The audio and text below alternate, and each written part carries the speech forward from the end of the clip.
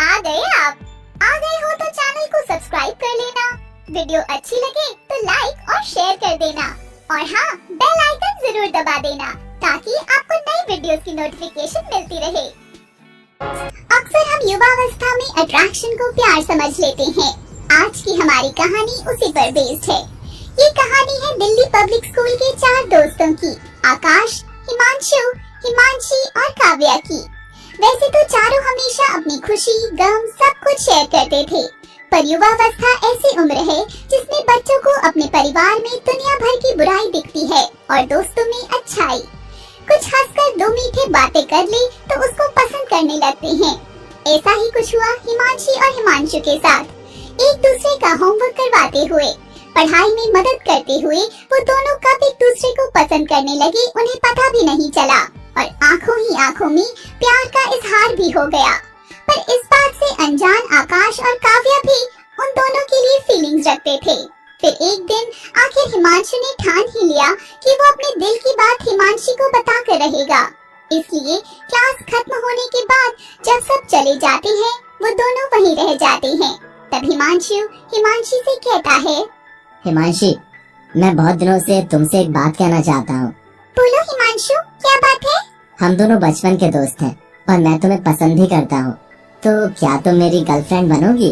बिना बोले भी इतने दिनों में हम दोनों ने बहुत कुछ बोल दिया था। फिर भी अगर तुम पूछ रहे हो तो मैं तुम्हें आंसर दे देती हूँ। इतना कहकर हिमांशी बहुत तेज हंसने लगती है। तब हिमांशु फिर से उससे कहता है, तुम हंस क्यों रही हो? क्या तुमको ये सब मजाक लग रहा है? अरे नहीं, अच्छा ठीक है। हाँ, मैं भी तुम्हें पसंद करती हूँ और तुम्हारी गर्लफ्रेंड बनना चाहती हूँ। इतना सुनकर हिमांशु बहुत खुश हो जाता है और वो दोनों एक दूसरे को गले लगा लेते हैं। फिर वो दोनों मिलकर डिसाइड करते हैं कि अभी अपने रिश्ते के बारे में वो किसी को नहीं बताएंगे। ऐसे ही समय बीतता रहता है और वो दोनों एक दूसरे के बहुत करीब आने लगते हैं। फिर एक दिन स्कूल खत्म होने के बाद हिमांशु और हिमांशी सबकी नजरों से छुपकर क्लासरूम में चले जाते हैं और वहां जाकर एक दूसरे को गले लगाते हैं और धीरे धीरे अपनी सारी हदें पार कर देते हैं।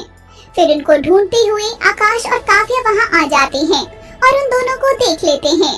उन दोनों को साथ देखकर आकाश और काव्या का दिल बहुत बुरे तरीके से टूट जाता है और दोनों मिलकर एक प्लान बनाते हैं। काव्या, मैं जानता हूँ कि तुम भी हिमांशु को बहुत पसंद करती हो। अगर तुम मेरा साथ दोगी तो तुम्हें तुम्हारा प्यार मिल जाएगा और मुझे मेरा प्यार। ऐसा कैसे हो सकता है आकाश? वो दोनों एक दूसरे से प्यार करते हैं, तो फिर हमें हमारा प्यार कैसे मिलेगा? बस तुम मेरा साथ देती जाओ और आगे आगे देखो होता है क्या। और मैं तुमसे वादा करता हूँ कि तुम्हें तुम्हारा प्यार जरूर मिलेगा। जैसा आकाश ने सोचा था उसने बिल्कुल वैसा ही करना शुरू किया। धीरे धीरे उसने हिमांशु और हिमांशी के बीच में गलतफहमी पैदा करनी शुरू कर दी।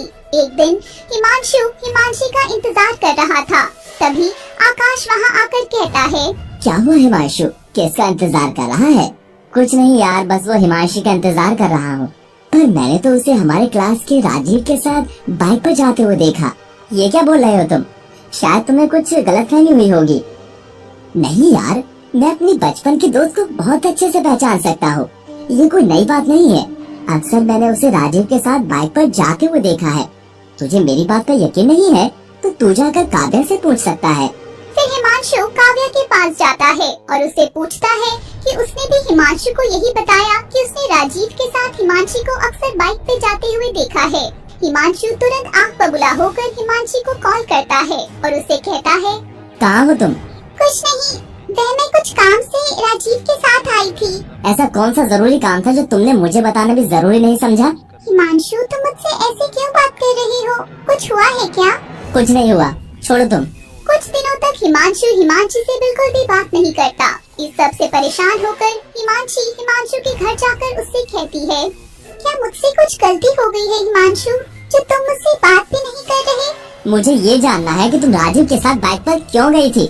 मुझे काव्या ने बोला था राजीव के साथ जाने के लिए। उसको राजीव से कुछ बात करनी थी तो मैं उसकी मदद कर रही थी। हिमांशी, तुम कब से झूठ बोलने लगी हो? काव्या तो वहाँ मेरे साथ ही थी। अगर उसको राजीव से कुछ काम होता तो खुद ही राजीव से कह देती। वैसे भी अब इस झूठ के बाद मुझे नहीं लगता कि मैं तुम्हारे साथ रह पाऊंगा। हमें अपना रिश्ता यहीं खत्म कर देना चाहिए। हिमांशु, बिना सच जाने तुम इतना बड़ा फैसला कैसे ले सकते हो? ऐसा ना हो कि आगे जाकर तुम्हें बहुत पछताना पड़े। और किसी भी रिश्ते में अगर प्यार और भरोसा ना हो तो वो रिश्ते ज्यादा दिन नहीं चल सकते। और हमारे रिश्ते में भी भरोसा खत्म हो चुका है। जैसा आकाश और काव्या ने सोचा था, उन दोनों ने बिल्कुल वैसा ही कर दिखाया। हिमांशु और हिमांशी को एक दूसरे से बिल्कुल अलग कर दिया। पर उस सब के बावजूद भी वह दोनों खुश नहीं थे। उन दोनों को इस बात का एहसास ही नहीं था कि हिमांशु और हिमांशी को अलग करने के चक्कर में कब वह दोनों एक दूसरे के करीब आ गए। फिर आकाश काव्या से कहता है, यार काव्या, हमने हिमांशु और हिमांशी के साथ बहुत गलत किया है। हमें अपने प्यार का एहसास तो हो गया, पर हमने उन दोनों को अलग कर दिया। तुम सही बोल रहे हो आकाश, हमें अब अपनी गलती सही करनी होगी। अगले दिन आकाश और काव्या हिमांशु हिमांशी के पास जाकर सब सच बता देते हैं कि कैसे उन लोगों ने अपने अट्रैक्शन को प्यार समझ लिया और इस प्यार को पाने के लिए उन दोनों के बीच में गलतफहमी पैदा कर दी। पहले तो हिमांशु और हिमांशी उन दोनों पर बहुत गुस्सा करते हैं। तुम दोनों के बचपने के चक्कर में हम दोनों पर कितना कुछ गुजरा है, तुम दोनों को एहसास भी नहीं होगा। पर तुमसे भी क्या बोलूं, जब मैं खुद ही अपने प्यार पर भरोसा नहीं कर पाया। मेरा प्यार इतना कमजोर था कि हवा के छोटे से झोंके से बिखर गया। यार, इसमें तेरी कोई गलती नहीं है, सब हमारी गलती है। हो सके तो हमें माफ कर दे प्लीज यार। तुम दोनों जाओ यहाँ से। नहीं, हम कहीं नहीं जाएंगे। गलती की है तो अब उसको सुधारेंगे भी हम। प्लीज, तुम दोनों भी जानते हो कि तुम दोनों एक दूसरे से कितना प्यार करते हो। इतने दिन से अलग हो पर तब भी एक दूसरे की परवाह करते हो। कोई तुम दोनों के खिलाफ कुछ गलत बोल दे तो उसको सुना देते हो। तो अपने प्यार को एक चांस और दो। बहुत सोचने के बाद